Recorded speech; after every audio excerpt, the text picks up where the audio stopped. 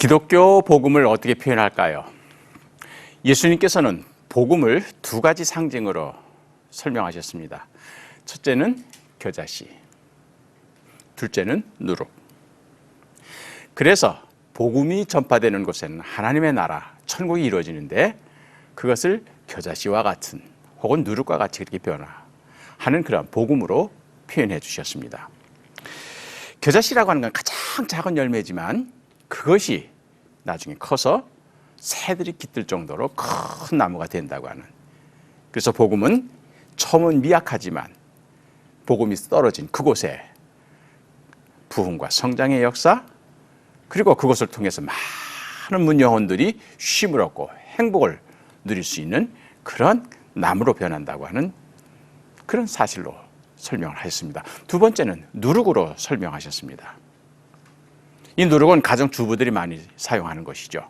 눈엔 잘 보이지는 않습니다. 그러나 그 누룩 효모가 반죽에 떨어짐으로 그것이 보이지는 않지만 계속 빵 전체에 퍼지게 될 때 부풀어 오르고, 그리고 질과 형을 바꿔나가면서 맛있는 빵으로 바뀌게 되는 그런 누룩으로 설명하셨습니다. 겨자씨든 누룩이든 그 의미는 하나죠. 변화합니다. 바뀌는 거예요. 형식만 바꾸는 것이 아니라 내용도 바뀌게 되는 것이죠.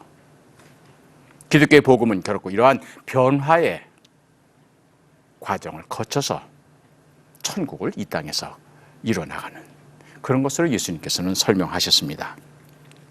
우리나라에 기독교 복음이 들어왔을 때 똑같은 현상이 일어나는 거죠.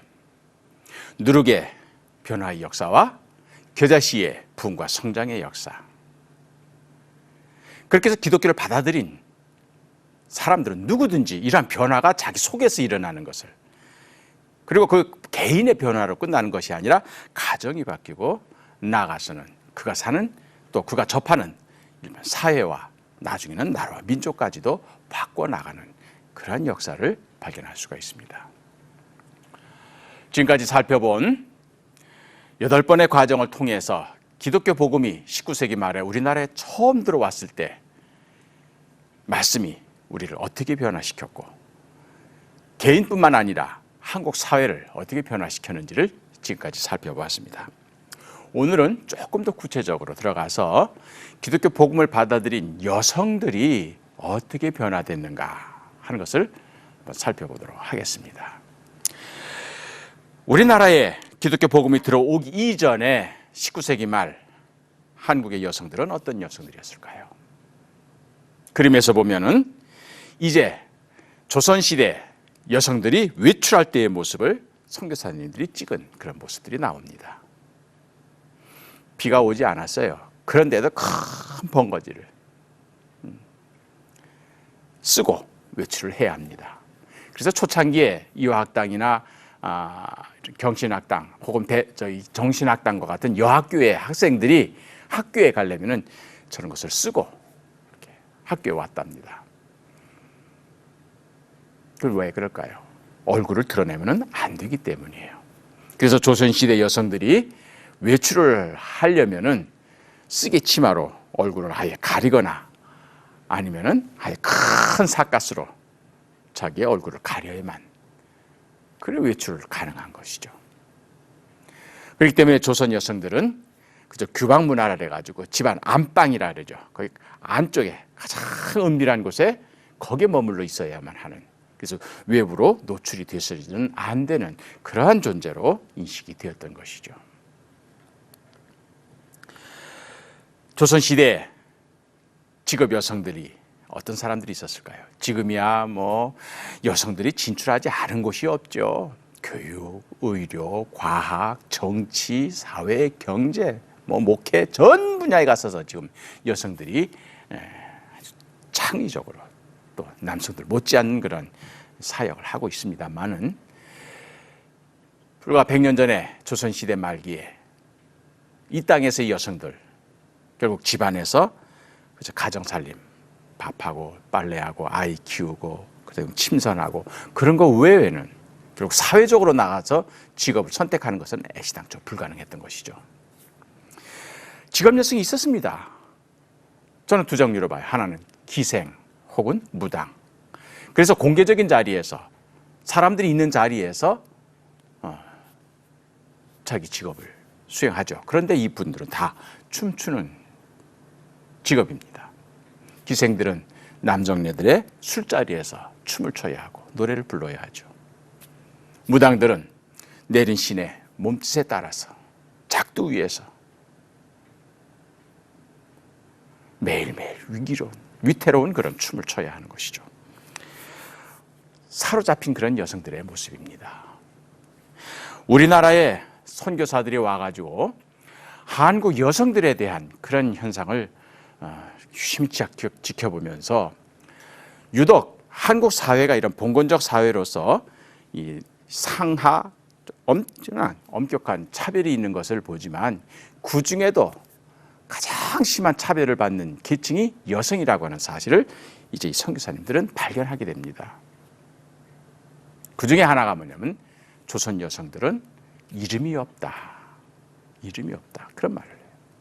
이름 없는 존재. 이름이 없다는 말은 뭘까요? 이름은 단순한 호칭이 아니죠.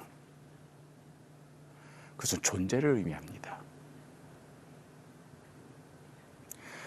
사람들이 범죄를 하면은 이제 감옥에 갑니다. 그 순간부터 이름은 사라집니다. 그리고 번호만 붙여집니다.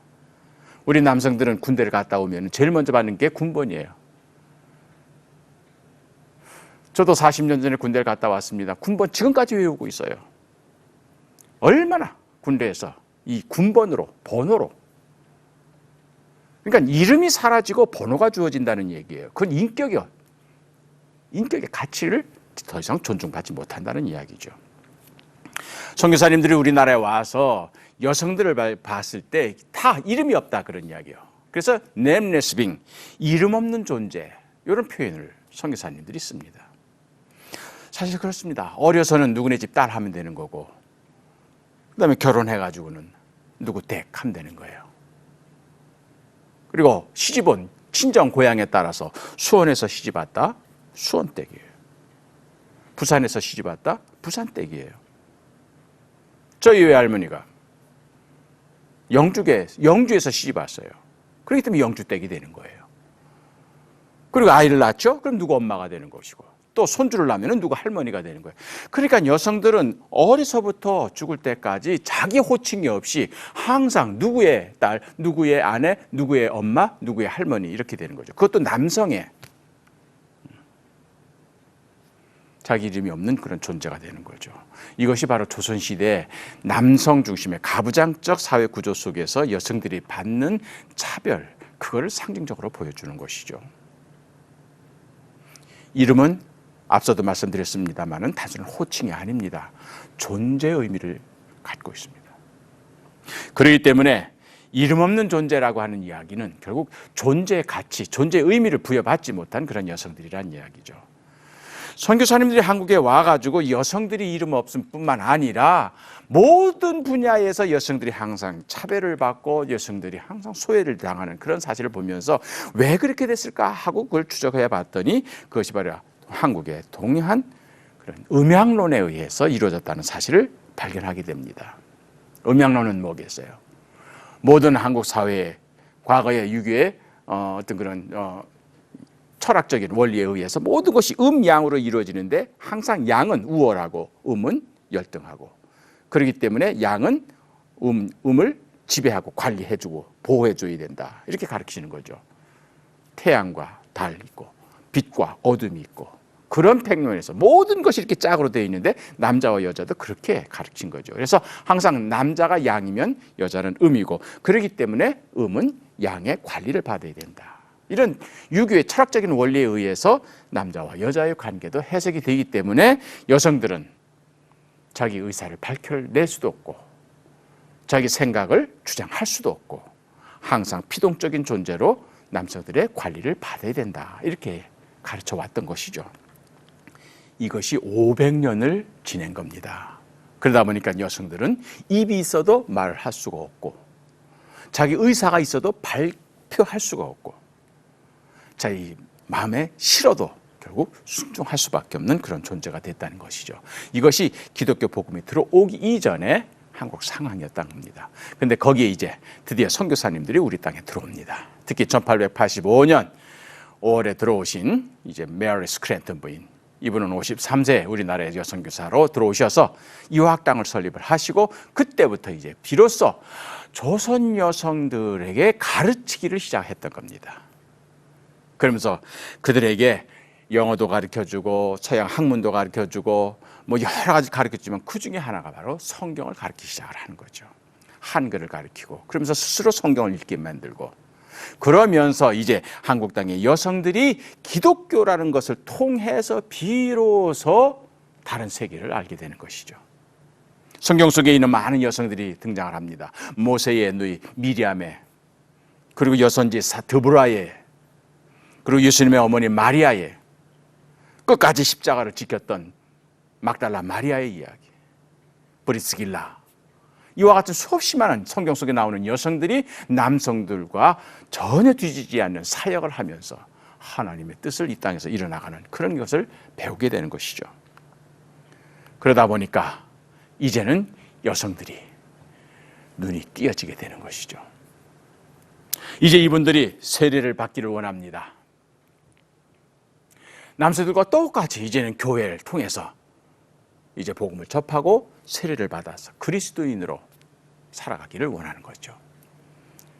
그러려면 뭘 받아야 되겠어요? 세례를 받아야 되는 것이죠. 세례.